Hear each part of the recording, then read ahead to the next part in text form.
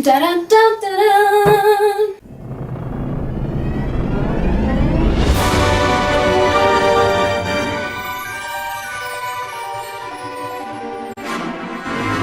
Hello! So this weekend I was barely able to fit in seeing The Incredibles 2 and it was great. I'm really glad that I was able to fit it into my schedule because this summer I am a camp counselor and I am down in Flagstaff, Arizona. This is why I have a different setup and the lighting is kind of bad right now, so I'm sorry about that. But I did see Incredibles 2 and I wanted to share a short review on the movie and what I thought of it, first impressions and everything. First of all, it was really good. Just like the animation, the plot line, the character development, all of it was really good. It's just amazing how it's like an animated movie, but it actually has really good action scenes. Like the animation in them is done really well and like you're really into it and it actually feels like there's something on the line there. Also, a week ago Saturday, I rewatched the original Incredibles from 14 years ago, and after watching the new one I really realized how far they have come in animation because I mean the first Incredibles had really good animation, especially considering it came out like 14 years ago, but this one, it was so good. Like there's so much detail and you can just see it in like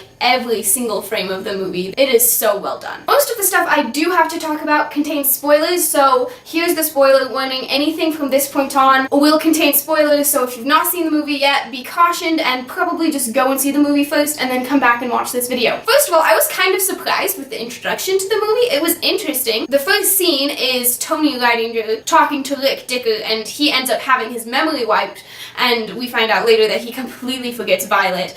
But it was just an interesting way to frame that first scene and reintroduce everything without it just picking up exactly where it left off, you know, them putting their masks on and then they fight, and that way they kind of like made you relive some of the scenes from the first movie, but like from the point of view of Tony. So that was really interesting and I didn't expect it, but I really liked it. Continuing on with that though, the fact that Tony completely forgets Violet kind of makes me sad, but it does interesting things to her character development. That gives her a really good motive for why she's having adolescence, as Dash says, that she's so upset about superheroes for part of the movie because that's how it affected her. So in that way, I did like it, although it still just kind of makes me hurt, makes me sad that he forgot about her, but in the end, the fact that they're able to kind of like get to know each other again is nice. Continuing on with the kids, I think it is really cool that in the end it's them who make the difference, them who save the day, because Evelyn, or Screenslaver, had control over Elastigirl and Mr. Incredible as well as Frozone.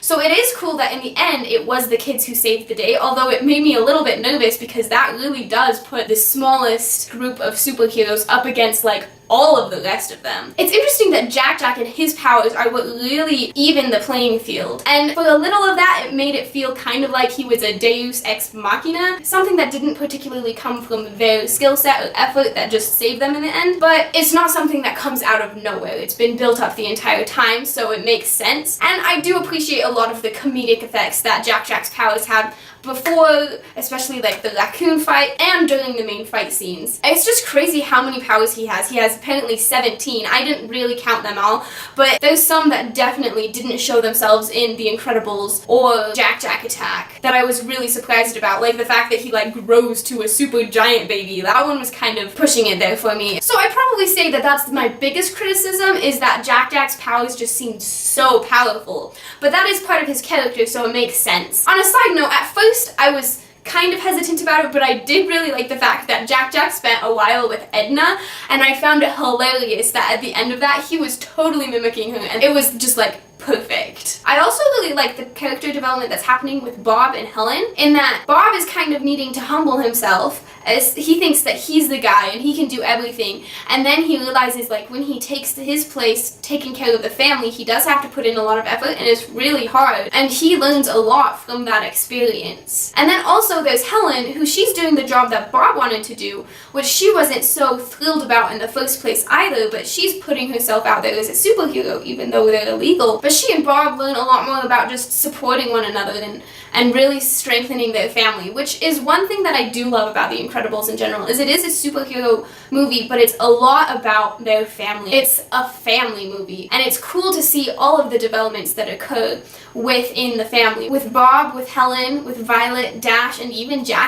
They have arguments, they have hard times, but how it all strengthens them and how they find ways to support one another and do what they do best, fight crime together, because they are the Incredibles. Okay, so I think the last main thing I want to talk about is Screenslaver, and the fact that Screenslaver was completely Evelyn and Winston didn't even know about it. I feel like prior to seeing the movie, I found a lot of people thinking that Winston was going to be Screenslaver, which I was kind of thinking too, but I definitely thought that Evelyn would have a big part in it, especially as I started watching the movie and there was some foreshadowing leading up to it, like the fact that she was a little bitter about the fact that their parents didn't help themselves and instead tried to get superheroes, but then because the superheroes couldn't help them, then they died. Like, the foreshadowing leading up to it definitely made me feel like Evelyn was a part of it. I was just a little surprised that Winston didn't even know anything about it, especially as the guy who was like posing as the Screenslaver was just under Evelyn's control, and he was just a pizza guy. That was a really interesting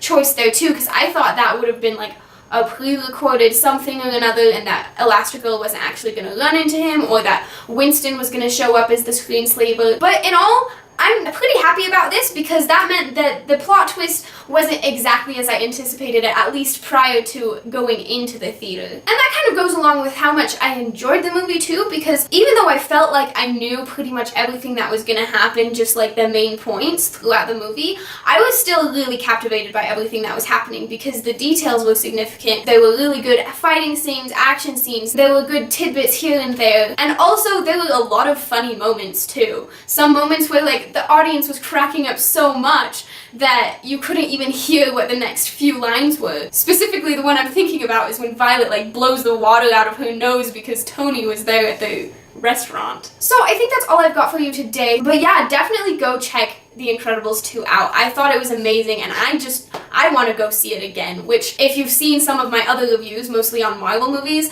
that's one of the ways that I can gauge personally how much I liked a movie, is if I want to immediately see it again, and I feel that way about this one. Anyway, while you're here, definitely like this video, comment below about what you liked about The Incredibles, or like some of your favorite scenes, because I know there were a lot of funny ones in there. Subscribe to my channel, you can do that by clicking right here.